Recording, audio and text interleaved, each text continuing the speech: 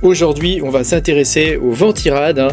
On va comparer ce Ventirad-là, qui est le Assassin 120 RSE, avec le Thermalright, celui-ci, qui est beaucoup plus gros, qui est le Peerless Assassin 120 SE, et bien sûr, il est RGB, évidemment. Oui, il est énorme, celui-là. Donc, on va voir un peu les différences de température qu'il peut y avoir entre celui-ci et celui-ci. Et en même temps, je vais vous expliquer un peu comment ça fonctionne, tout ça.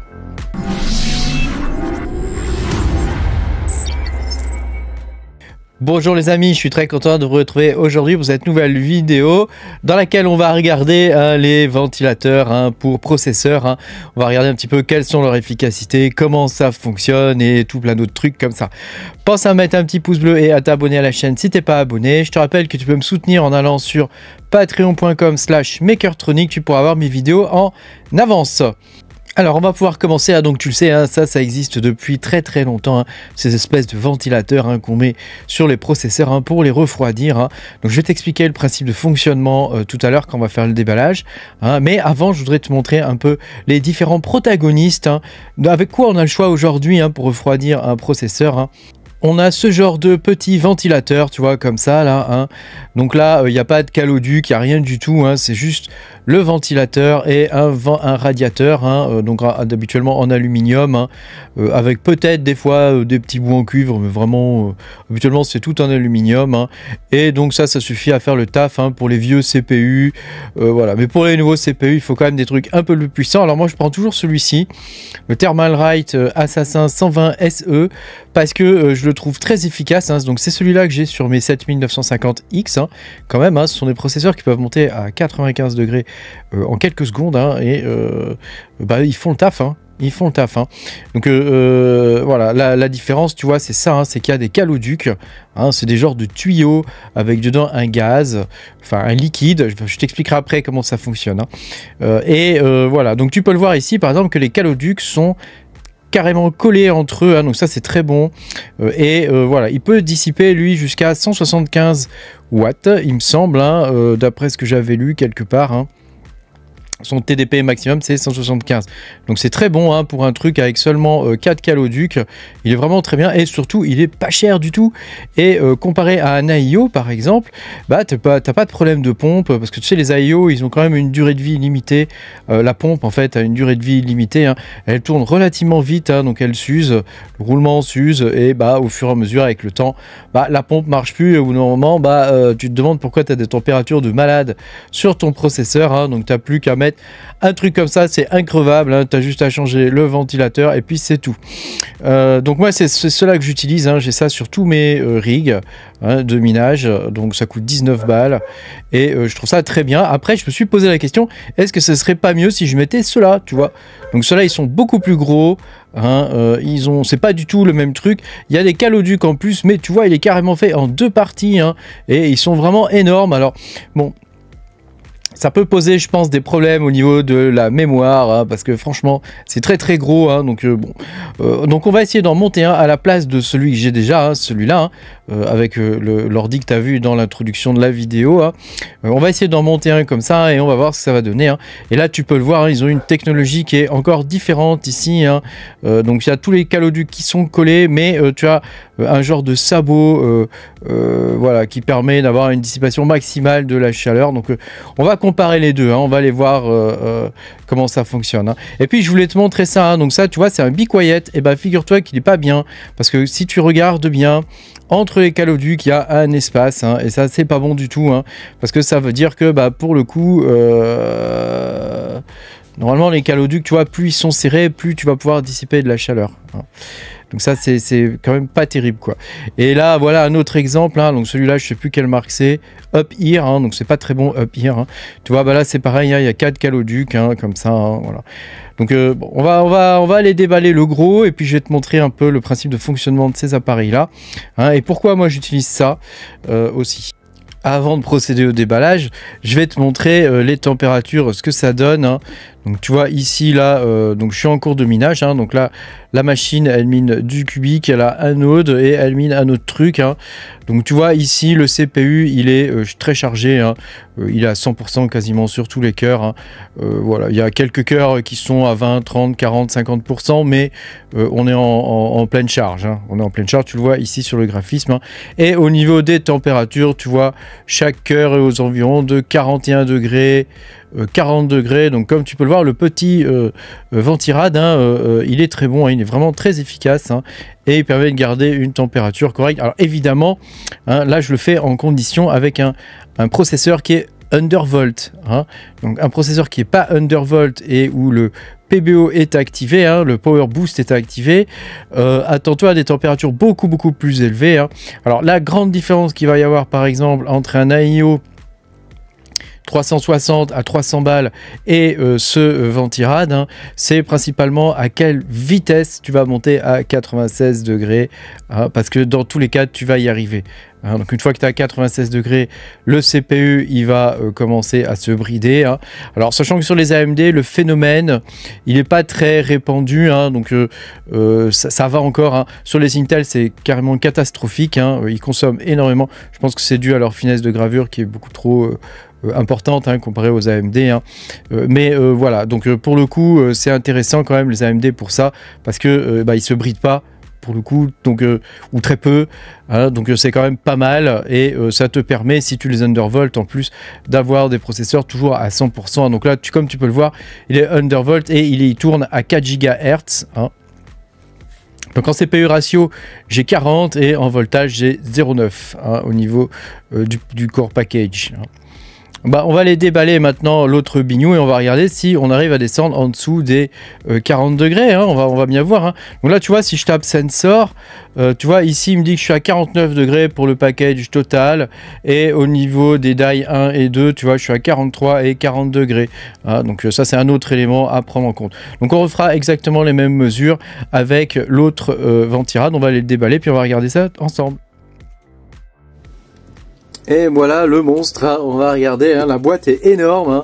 On va regarder ce qu'il y a dedans, hein. On va regarder s'il y a des choses intéressantes, hein. Alors on est parti, hein. Hop. Alors, oh putain il est gros le bignou, hein. J'en ai jamais eu des comme ça en fait, j'ai toujours pris des normaux, hein. Donc là on a une boîte, hein, comme pour les autres, hein. On a une boîte, alors je sais pas ce qu'il y a dedans, on va regarder ça. J'imagine qu'il y a tout le système de fixation et tout ça. Ouais, voilà, c'est pareil que pour les autres. Il y a un système de fixation avec la pâte thermique. Voilà, et puis donc nous, ce qui nous intéresse, c'est les roses, hein, pour AM5. Alors ensuite, qu'avons-nous donc? Donc nous avons l'énorme bignou, hein, qu'on va regarder en détail juste après. Je vais quand même arriver à le retirer. Oh putain la vache, il est gros. Alors attends, je déballe, hein, je déballe l'engin, hein. Eh ben, je pense qu'il y a peut-être pas moyen, il y a peut-être moyen de pas l'undervolt avec un truc comme ça, hein. En fait, vu la gueule du truc, bon, ok. Alors ensuite, on a quoi? Les ventilateurs, j'imagine. Mais voilà. Ventilateur RGB, bien sûr, hein. Et puis, ma foi, bah, on a fini, hein. Donc, ce que je te propose, hein, c'est que maintenant, eh ben, je vais t'expliquer un peu comment ça fonctionne ce bignou, hein. Alors regarde, je vais m'approcher, hein, voilà, comme ça je vais pouvoir te montrer comment ça marche. Donc nous avons le sabot, hein, qui est ici, hein. Donc je vais l'appeler le sabot, je ne connais pas le nom technique, hein, de ce truc là, hein, mais moi je vais appeler ça le sabot, hein. Donc tu sais, il y a un petit papier, hein, qu'il faut enlever au dernier moment, hein. Ne l'enlève pas avant, hein, parce que ça permet d'empêcher l'oxydation, en tout cas pour les parties qui sont en cuivre, hein. Donc nous avons ce sabot, hein, par lequel passe dedans, tu vois, passent des tuyaux comme ça. Et ces tuyaux, ils sont fermés, hein. Ils sont fermés en haut, hein, donc il n'y a pas moyen que le truc s'échappe, hein. Et à l'intérieur, il y a un liquide dont la température d'ébullition est très basse. Donc ça peut être par exemple de l'alcool, comme ça, hein. Donc, je pense pas que ce soit de l'alcool, hein, mais par exemple sur l'alcool isopropylique, la température d'ébullition elle est aux environs de 20 degrés, il me semble, hein.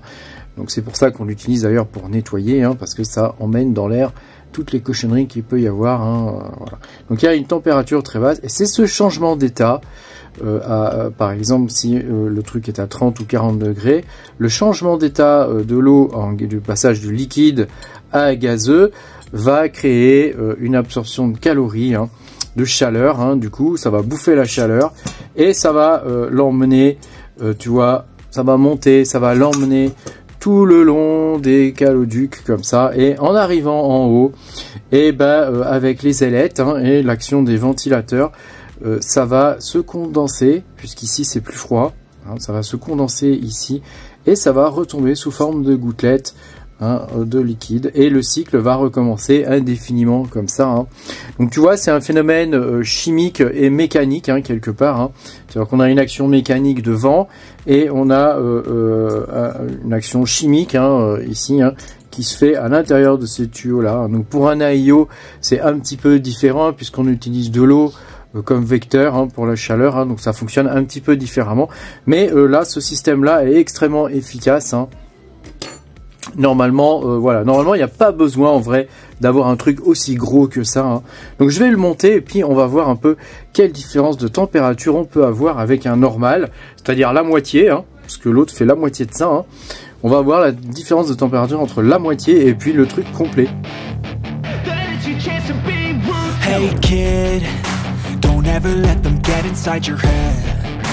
They'll tell you what to do in life instead of everything you know that you could get.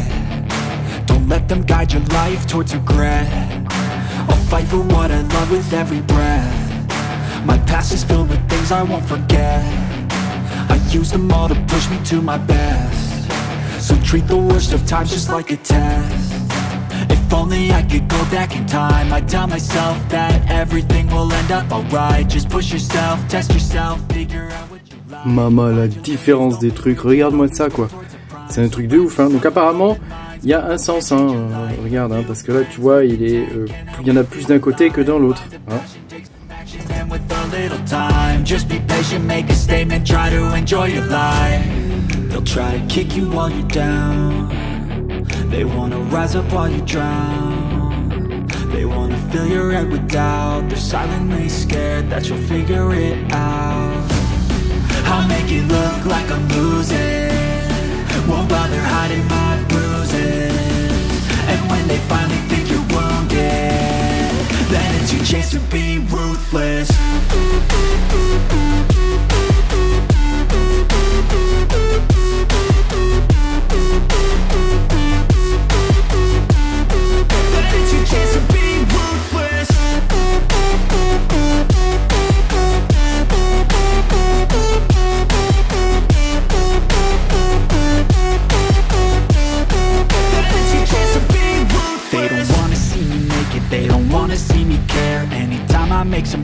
I can see that they compare. I think everyone's against me, maybe something in the air. Am I paranoid? I swear a void is forming and they're scared. I walk a straight path, not many can say that. I like to play fast, cross me and there's payback. You better pray that I don't see your face at any place that I go. I know you hate that. I've been doing fine, I'm not wasting any more time. I live for the fight and the climb. And I think that the pain that's deep inside is what defines. So I won't give up, I'm gonna make it to the top. I don't care what's in my way, I swear I'm never gonna stop. I could fall flat on my face and I swear I will get back up. Cause I don't deserve a thing and the road ahead is tough. They'll try to kick you while you're down. They wanna rise up while you drown. Bon voilà, j'ai monté l'engin, donc je vais te montrer à quoi ça ressemble en vrai, sur le côté, tu vois. Donc c'est un gros bignou, c'est un gros bignou, donc tu vois, donc le montage est différent de l'autre, puisque tu vois, le socket est pas le même, là, le truc là qui sert à l'accrocher est pas tout à fait le même. Donc moi, comme d'habitude, je le monte à l'envers, normalement, tu sais, il devrait y avoir un ventilateur de ce côté-ci, mais voilà, moi je l'ai mis là, Donc l'ancien, tu vois, il est ici, donc si on fait la comparaison de taille, tu vas voir que ça a vraiment rien à voir, donc c'est vraiment le double, c'est vraiment le double, il est vraiment beaucoup plus gros, Donc on va voir, je suis vraiment curieux de savoir ce que ça va donner. Hein. Donc je vais brancher les ventilateurs et les LED, hein, bien sûr. Hein. Et puis on va regarder ce que ça donne. Bon voilà, ça fait 10 minutes que le système tourne, hein, donc comme tu peux voir, hein, enfin un peu plus de 10 minutes même maintenant, hein, donc comme tu peux voir, il est en pleine charge hein, depuis tout à l'heure. Hein. Bah écoute, force est de constater que la température a baissé. Alors j'avoue que je suis relativement étonné, je pensais pas que ça allait baisser autant, hein, mais on est entre 36 et 37 degrés à peu près sur le package total. Et donc si on regarde, si on fait un sensor, tu vois, attends, je fais un clear ici, hop, si on fait un sensor, rappelle-toi au début hein, ce qu'on avait. Attends, je vais y arriver. Hein. Voilà, là on a 46 degrés sur le package total au lieu de 49-50 degrés. Hein, donc on a perdu à peu près 3 degrés, 3-4 degrés. Hein. Alors, évidemment, maintenant tu vas me dire entre 20 balles et 36 balles, il y a quand même une grosse différence, tout ça pour gagner 3 degrés. Bah ouais, alors du coup, est-ce que ça vaut le coup ou pas? Moi j'ai envie de te dire que non, ça vaut pas du tout le coup en fait, ça vaut pas du tout le coup, il vaut mieux prendre le normal avec 4 caloducs plutôt que de prendre ces énormes machins qui coûtent beaucoup plus cher parce qu'au final tu vas gagner quoi, 3-4 degrés, hein, un grand maximum, hein, bon, ça n'a pas grand intérêt au final. Donc pour le coup, celui de base va très bien, hein, puisque avec celui de base, déjà il est moins lourd, il est un peu moins chiant à monter, tu n'auras pas de problème au niveau de la mémoire, dans le sens dans lequel mettre et tout ça, hein, tu vois, tu n'auras pas de souci de cet ordre-là. Et en plus, tu vois, il refroidit déjà extrêmement bien. Alors c'est vrai que celui-ci refroidit mieux, hein, donc si tu as les moyens de t'acheter ce genre de matos, pourquoi pas quoi, pourquoi pas, hein, je dis pas que c'est nul, hein. Mais par contre, c'est vrai que voilà, tu gagnes pas beaucoup, quoi. Tu gagnes quelques degrés, voilà, 2, 3, 4 degrés, grand maximum, pour un prix qui est quasiment le double. Donc pour moi, ça vaut pas du tout le coup en termes de rapport prix-gain, tu vois. Enfin, c'est pas très intéressant. Après, dans l'absolu, c'est vrai que voilà, ça te permet d'avoir des températures un petit peu plus basses. Alors pour un processeur qui est pas undervolté, ça peut peut-être avoir un peu plus de sens. Dans la manière où il va monter en température, le CPU, ça sera peut-être un tout petit peu plus lent que s'il y avait que 4 caloducs au lieu de 6. Hein, il y en a même qui ont 8 caloducs. Bon, tu vas gagner quoi? Encore 1 degré, 2 degrés de plus. Hein. À un moment donné, tu sais, on arrive à quelque chose qui est assez incompressible. Hein. Donc, tu vois, c'est quand même pas terrible. Par contre, ce qui est fou quand même, c'est que moi, j'ai un AIO MSI 360 hein, qui vaut quand même dans les 250 balles, je crois. Ce truc fait aussi bien, hein. Ce truc fait aussi bien et t'as pas de problème de pompe, t'as pas le bruit quand même que peut faire un AIO, hein, parce qu'un AIO a en pleine charge, hein, quand t'as les 3 gros fans qui se mettent en route hein, sur le radiateur, bah mine de rien ça fait quand même du bruit, hein, donc je suis assez quand même relativement surpris, hein, parce que je trouve que quand même en termes de performance il est quand même très bon, hein. Alors le petit, hein, le normal, hein, celui qui a que 4 caloducs est vraiment excellent. Pour 20 balles, tu as un truc qui est top hein, et qui suffit normalement pour la très très grande majorité des processeurs. Là quand même on teste avec un 7950X, hein, donc c'est le top du top des CPU. On fait quasiment pas mieux, hein. Peut-être le 14900 et encore le 14900 il chauffe énormément. Il n'a pas beaucoup de cache L3, il en a moins que celui-là. Donc tu vois, le cache L3, c'est quand même le cache le plus important. Hein, donc c'est un peu une arnaque hein, là que nous fait Intel, hein, quelque part. Hein. Donc pour le coup, tu vois, moi, en termes de logiciel applicatif, vraiment le 7950, c'est le meilleur. Et comme tu peux voir, avec un refroidissement de ce type-là, eh ben, ça passe très bien. Hein, ça passe très très bien. Pas la peine de prendre des trucs de malade, des AIO de fou comme j'ai pris moi, hein, d'ailleurs. Hein. Ça vaut pas le coup, à part peut-être pour la partie design, parce que c'est joli et parce que c'est quand même relativement silencieux en fonctionnement. Hein, celui-là l'est aussi, hein, parce que tu vois là, il est en route, en pleine charge. Est-ce que tu l'entends? On l'entend pas. On l'entend pas du tout. Et on entend par contre mon PC hein, qui a 8 ou 10 ventilateurs. Hein. Lui, on l'entend un petit peu. Hein, mais là-bas, celui qui mine, là, on l'entend pas du tout. Pas du tout, du tout, du tout. Merci beaucoup d'avoir regardé cette vidéo. J'espère que tu auras pu apprendre des choses. Pense à mettre un petit pouce bleu et à t'abonner à la chaîne si t'es pas abonné. Et puis moi, je te dis à bientôt pour de nouvelles aventures. Salut, salut!